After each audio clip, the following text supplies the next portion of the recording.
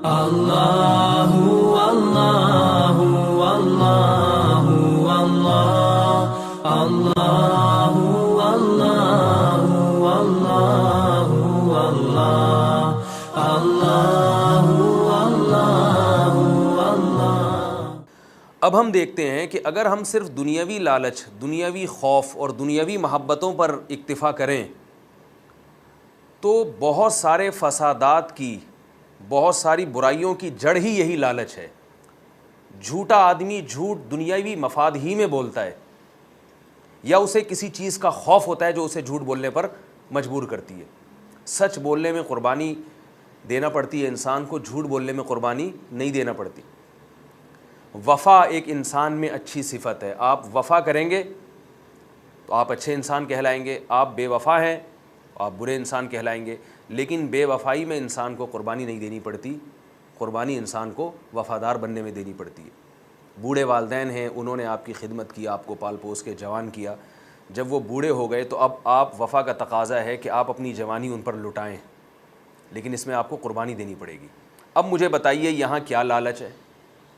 کیا آپ کو اس خدمت کے پیسے ملیں گے؟ کیا گورنمنٹ نے آپ کے لیے کوئی وظیفہ متعین کیا ہے کہ آپ بوڑھے والدین کی خدمت کریں تو آپ کی سیلری جو ہے 15,000 روپے 20,000 روپے بڑھا دی جائے گی؟ دنیا کا کوئی لالچ نہیں۔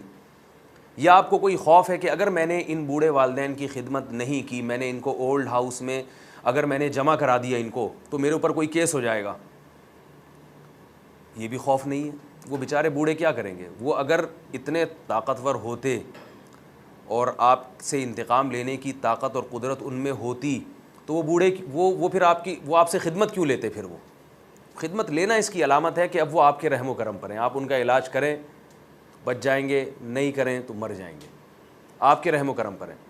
تو بہت ساری چیزیں دنیا میں، بہت سارے مواقع ایسے آتے ہیں کہ آپ قربانی دینے کے لیے اگر کوئی دنیاوی لالچ ہو تو آپ قربانی دینے کے لیے تیار ہوتے ہیں، ورنہ عام طور پر ہوتا ایسا ہے کہ قربانی دینے کے لیے آپ آمادہ نہیں ہوں گے، کیونکہ قربانی دنیا ہی کی تو آپ کو قربانی دینی ہے نا۔ تو لالچ آپ کے دل میں دنیا کی، آپ کے سامنے صرف یہ دنیا ہے، تو اسی کی قربانی دے کر آپ کیسے یعنی سیدھے راستے پر چل سکتے ہیں؟ آپ اس میں تو آپ کا نقصان ہے۔ تو ظاہر ہے اس دنیا کے علاوہ کوئی اور ایسا جہاں ہونا چاہیے جہاں آپ کا ایمان ہو کہ آپ کو اس جہاں میں اس کا بدلہ نہیں مل رہا۔ اگر آپ بوڑھے والدین کو گھر میں رکھ کر ان کی خدمت کریں گے، یہاں نہیں مل رہا وہاں ملے گا، یہاں نہیں مل رہا وہاں اس سے زیادہ ملے گا۔ یہاں جو سزا ملے گی آپ کو برائیاں اختیار کرنے پر، یہاں جو آپ کو برائی اختیار کرنے پر جو آپ کو نعمتیں ملیں گی، تو وہاں اگر آپ یہ برائی چھوڑیں گے تو وہاں اس سے زیادہ ملیں گی۔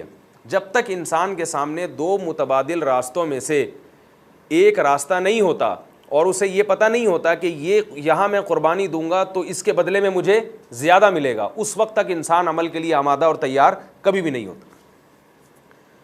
تو قرآن مجید نے انسان کو سیدھے راستے پر چلانے کے لیے جو طریقہ کار اختیار کیا ہے اس کو تذکیر کہا جاتا ہے، نصیحت، یعنی ایسی باتیں، ایسے نظریات کا انسان کو حامل بنانا، مکلف بنانا کہ وہ چیزیں انسان کو بڑی سے بڑی قربانی دینے کے لیے تیار کر دے، وہ اپنی ذات پر دوسروں کو ترجیح دینا شروع کر دے، وہ اللہ کا بھی فرما بردار بن جائے، اللہ کے رسول سے بھی وفا کرے، پیغمبروں کے بھی حقوق پہچانے، اپنے معاشرے کے بھی حقوق پہچانے۔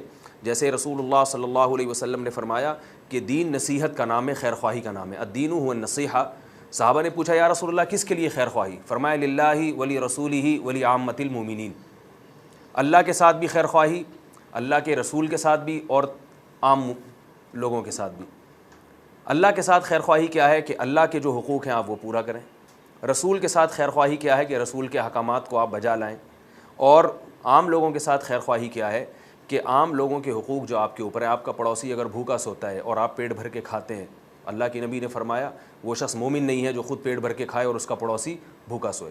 وَاعْبُدُوا اللَّهَ وَلَا تُشْرِكُوا بِهِ شَيْئًا وَبِالْوَالِدَيْنِ إِحْسَانًا وَبِذِي الْقُرْبَى وَالْيَتَامَى وَالْمَسَاكِينِ وَالْجَارِ ذِي الْقُرْبَى وَالْجَارِ الْجُنُوبِ وَالصَّاحِبِ بِالْجَنبِ وَابْنِ السَّبِيلِ وَمَا مَلَكَتْ أَيْمَانُكُمْ۔ ایک پوری لسٹ قرآن نے بیان کی ہے کہ ان تمام تمہارے ساتھ اٹھنے بیٹھنے والے، جن میں سب سے پہلے والدین ہیں، پھر دوسرے رشتہ دار ہیں، پھر تمہارے پڑوس میں رہنے والا پڑوسی، پھر وہ تمہارا ہم سفر جو عموماً تمہارے ساتھ رہتا ہے، کلیگ ہے تمہارے آفس میں تمہارے